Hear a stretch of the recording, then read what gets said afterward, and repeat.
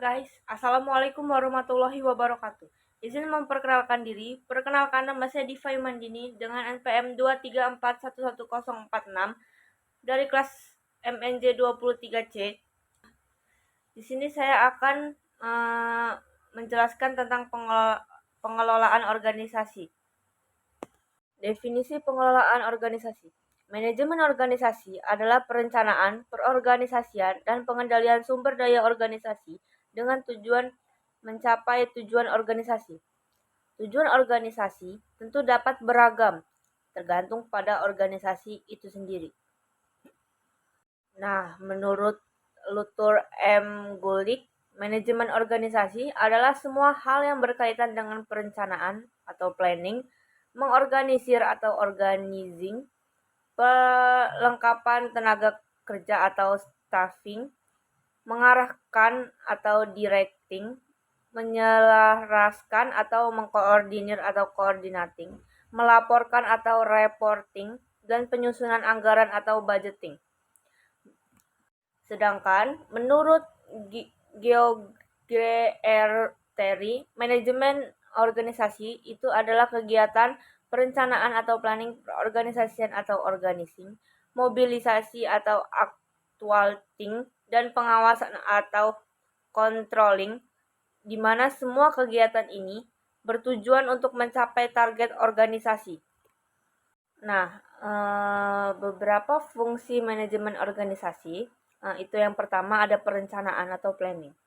Manajer akan bertindak untuk merencanakan dan menyiapkan kegiatan bisnis yang terkait dengan sumber daya.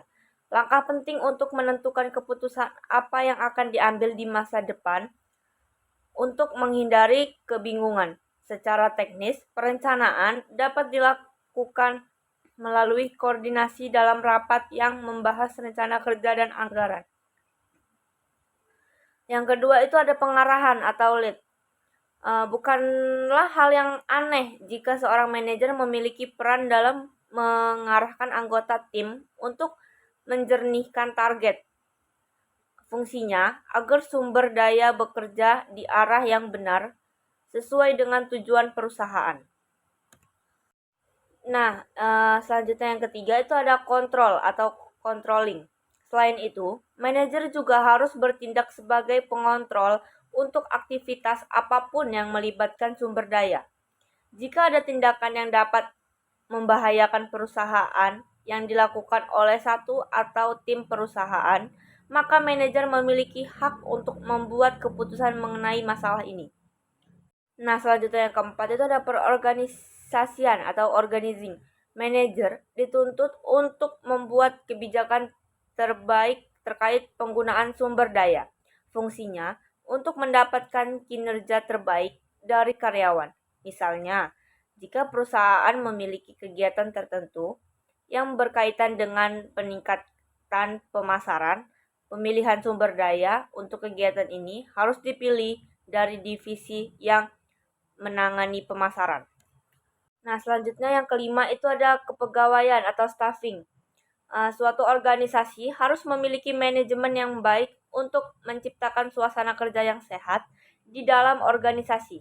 Selain itu, peraturan anggota yang tepat juga akan berkontribusi besar bagi organisasi.